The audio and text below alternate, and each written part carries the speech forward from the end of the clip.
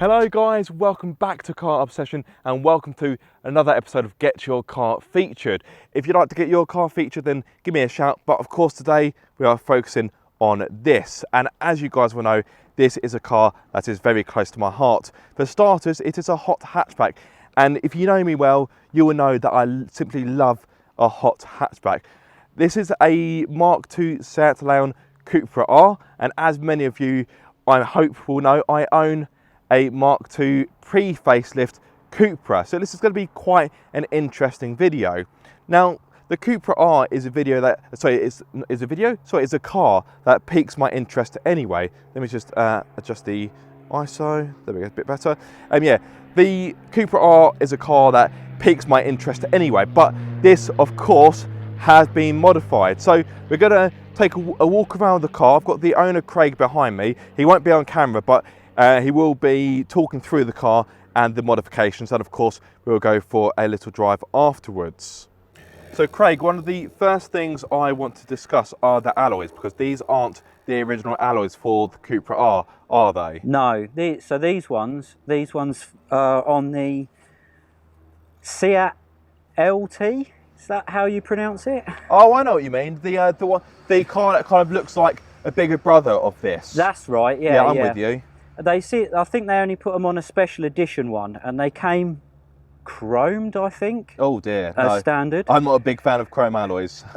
So yeah, I've managed to source a set of these and then have them done in black, so they just suit the car much better. Yeah, and the black is a nice contrast to the red. I know there's some of you out there that aren't too sure on black alloys. I quite like a black alloy, if I'm going to be honest. So like my car, it's a 2-litre turbo. The R version of the Cupra from Standard would have been pushing out 265 horsepower. But this is, of course, a modified car. So you're running a Stage 2 Plus, is that correct? Yeah, that's right, yeah. Yeah, so this was tuned by Artec? Yeah, Artec, So yeah. so I haven't used Artec myself, but I've heard very good things about them, and I think it's Nicky, his name there. He's meant to be the god when it comes to tuning the 2-litre TFSI engine. So yeah, if you want to get your TFSI tuned, head to Artec. Why didn't I go to Artec? Well, I went to AMD Tuning. It was cheaper and it was closer to home. But yeah, I think in the future, if I were to get my Leon Cupra tuned again, I would go to Artec. But yeah, so you've got the Forge dump valve, so that's very clear to see. It's very shiny under the bonnet. You've got the R8 style coil plugs. You've got the PCV delete. Obviously, got the Ramair induction kit. Anything else that's going on under here that I'm not aware of or I haven't spotted?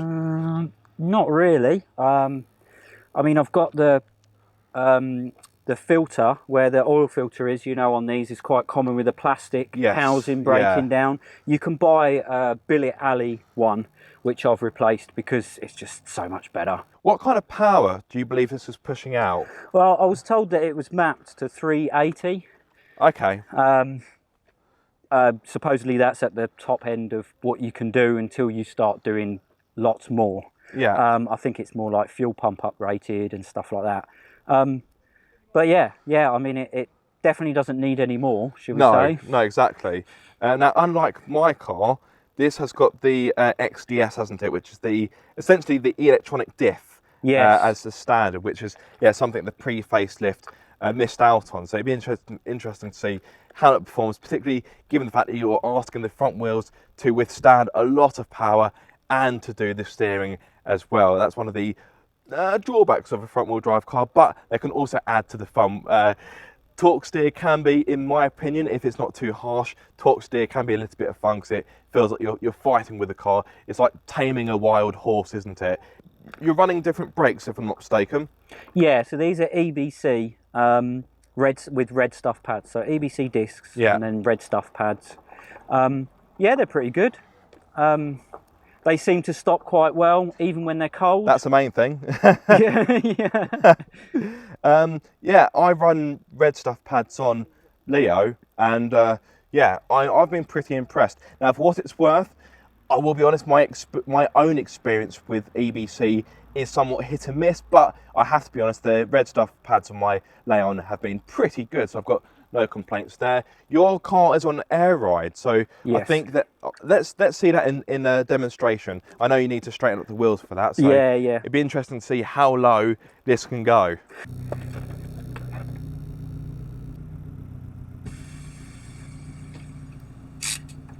Oh wow, yeah, that is still going, mate. Yeah, that's not finished. So if I bring you down here, guys, you can just see, well, you can't, I need to adjust the lighting. There we go, it's a bit better. Yeah, you can just see, you can barely see the top of the tyre. So Craig, can you drive it like this? Is it? No. Okay, no. This is pretty much show height, isn't it? Yeah, look, yeah, turn I'll up to the show. now, yeah, slam it on the deck. It's like having a second handbrake, isn't it? Yeah. So take it all the way to the top, so we can get an idea of just how high you can go.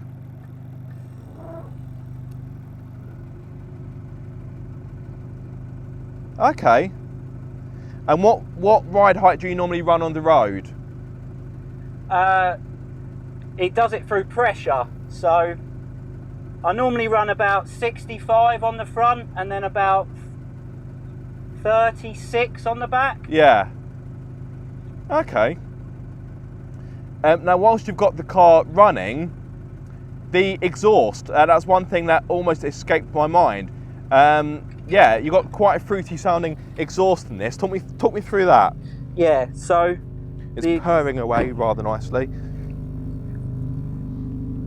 Yeah, so the exhaust, Scorpion exhaust. Scorpion? Okay, interesting. Yeah,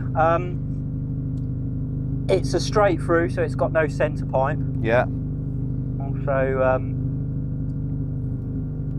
yeah, you've got the two 4-inch tailpipes. Yeah. I don't find it too loud, even without the centre box. I mean, I don't find it too loud when you're driving it normally, which would be a game changer for me. Yeah. If it was loud when you're driving it normally. Droney on the motorway? Not too bad. Not too bad. Not too bad, but yeah. It really is loud when you open it up. Yeah. And it's on full boost. It's very loud. I mean, you can hear it's not a standard exhaust when you're driving. But I wouldn't say it's distracting or irritating. Yeah. If you send the windows up, then you can barely hear it if you're driving it normally. Yeah. Well, we'll have to definitely give it a few blips. Not right this moment, because we don't want to annoy the people in the car park. So, as you can see, we're in the car now. Before we go, the car park is quieter now. So, I'm going to give the engine a few blips to get some exhaust noise. We've got the GoPro on the outside, so let's hope the GoPro doesn't get too hot, because it is quite close to the exhaust. But here we go.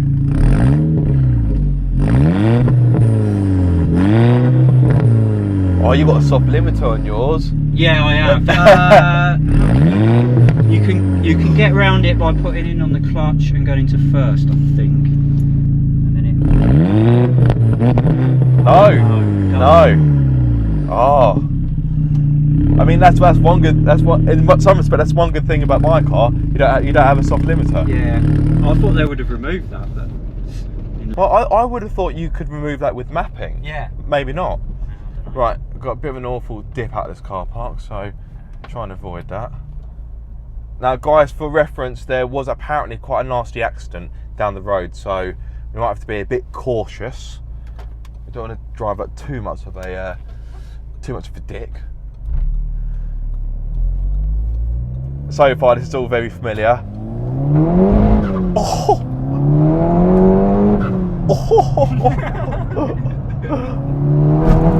Oh, it sounds like an angry wasp. It's mental, isn't it? Yeah, pretty strong performance, but that's obvious. So yeah, the inside of this car, the controls, the feeling, the experience is very similar. It's very familiar, I should say. Oh, just as you get towards about 4,000, 5,000 revs, as you get past that, the exhaust really opens up. It's almost as if you've got a valve in it and it just goes roar. Oh. Yeah, and it's got a taper map on it, so every 1,000 RPM up to red line, it increases the boost. So you can feel it more in the higher gear, obviously. Yeah, I did notice that the more you go through the rev range, the more you're getting back from the engine. Yeah. And that also equates to more noise, which is by no means a bad thing. No.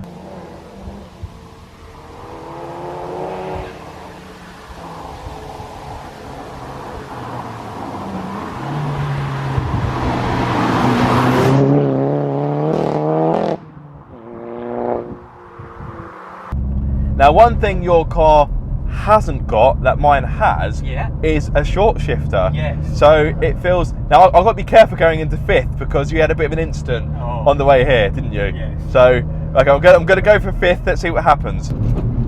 Did you hear it? Bit of a crunch and a little bit reluctant to get in, but that's fine. I don't think we're going to be spending much of this video in fifth.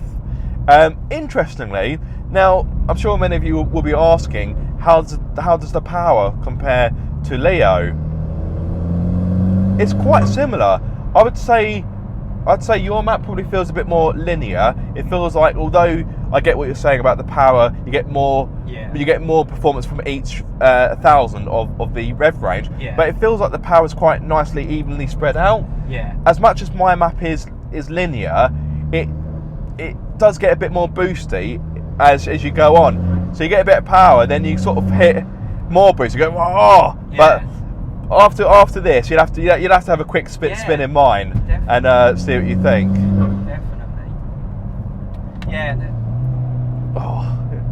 The guy done it originally so that it wouldn't damage too many clutches or gearboxes. Yeah. Because obviously the more initial torque you've got straight away is just putting so much more power on stress on the drivetrain. Yeah, exactly. So. The ride is really good. You like it on the ride? Yeah, it's good. I almost forgot that this is on modified suspension. Yeah. It definitely rides better than my car does. The ride is compliant. I'm even tempted to say it's supple, which is madness to say for a modified hot hatch. It should be the opposite. I should be sat here with a broken spine, complaining that my spleen's about to come out. But you know what? This is actually quite dreamy. It's nice, isn't it? Yeah, it's a real pleasant surprise because I've driven a lot of cars, but if I'm not mistaken, I think this is the very first car I've driven with air ride. So there we are. There is the first. Despite the hundreds of videos on my channel, this is a first for me. So yeah, this is nice. I bet it wasn't cheap, although you bought the car with the air ride fitted, didn't you? Yeah, he said that it cost him £4,000 for buying it and then putting it on, having it fitted. About £3.5 to have it, and then 500 quid to have it fitted. Oh, okay, I've gone off the idea now. And they've gone up now. They're more like 4,000 to buy, and then God knows how much to fit.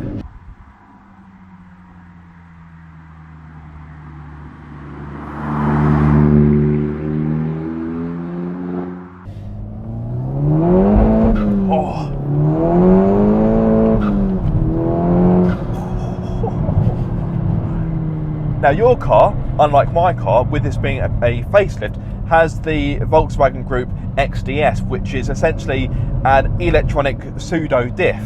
Yeah. And because it has that, I do notice that the power is, you can put down the power better in your car, because this hasn't got an uprated dog bone mount. It's got the uprated bush though, hasn't it? It's got the uprated bushes, yeah. Yeah. You can turn it off here, so we can turn it off. Yeah.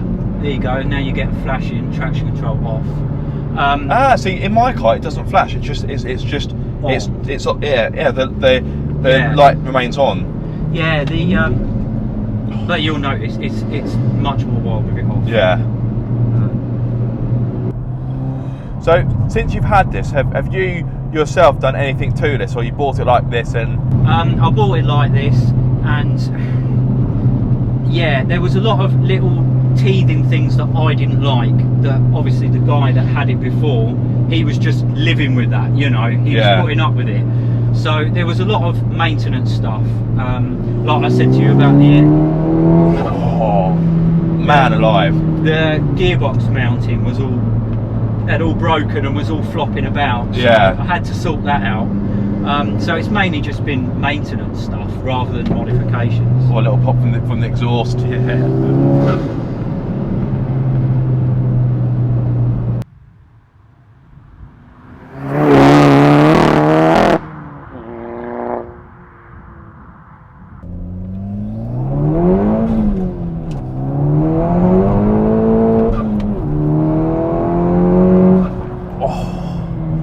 Yeah, your car definitely puts its power down better, which is somehow ironic because it has more power to put down.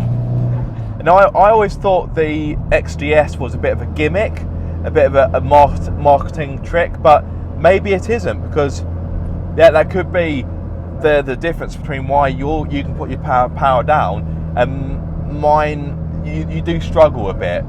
It's not too frantic, particularly with the uprated dog bone mount. But yeah, it's definitely a bit of an occasion in my car, so to speak. Yeah. But I would definitely recommend the short shifter. Yeah. You can drive my car, of course, and you'll get an idea of what the short shifter feels like.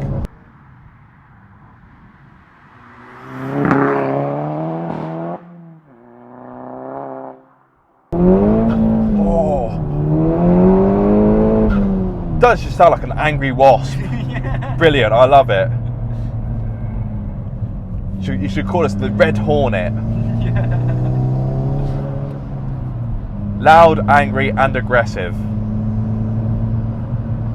The Red Hornet. There we go. Car's got a new nickname. Red Hornet. I quite like that. Yeah, that's quite good. Yeah. Nice little heel and toe.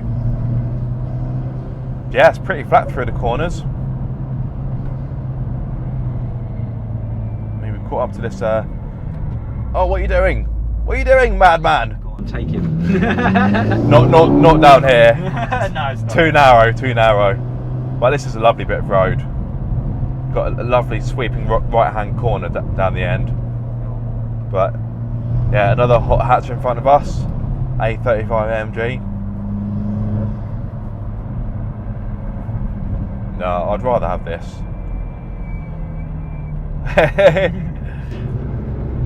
Yeah, I'm not a fan of Mercedes, but No, the brakes are letting themselves be known. Oh, and so is the exhaust. yeah. One thing I haven't mentioned, although I mentioned it when we were walking around the car, torque steer. This car does very well for torque steer. It's not bad. No, so no one behind us. Let's drop it into second. Almost come to a stop, and a little bit. I mean, a little bit, but by that point we were past 5,000 revs. Yeah. So that is impressive, and the traction control is off. Let's not forget. Yeah. So torque steer, yeah, that is pretty good. A little bit, but I don't mind a bit of torque steer. Like I say, it makes the car feel alive. Yeah. It's like you having to wrestle it. Go, oh no! Yeah. I will tame you. I promise.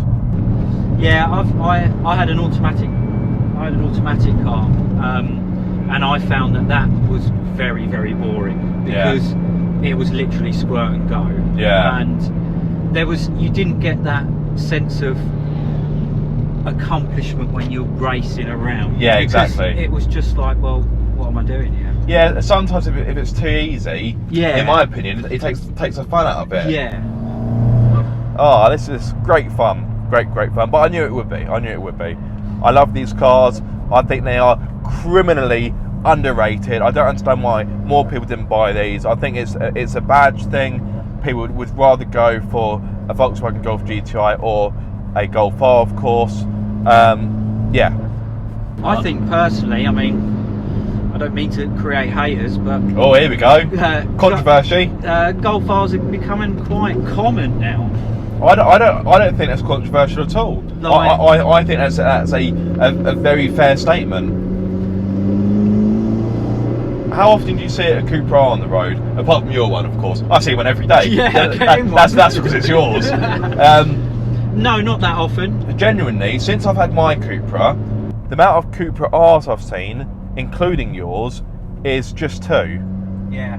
I remember seeing, as it so happens, the car park where we were earlier, I saw a black one parked up in there 1 or 2 years ago. Yeah. So you just don't see the Cupra Rs, and I just think it's so much car for your money, and they're so tunable as well.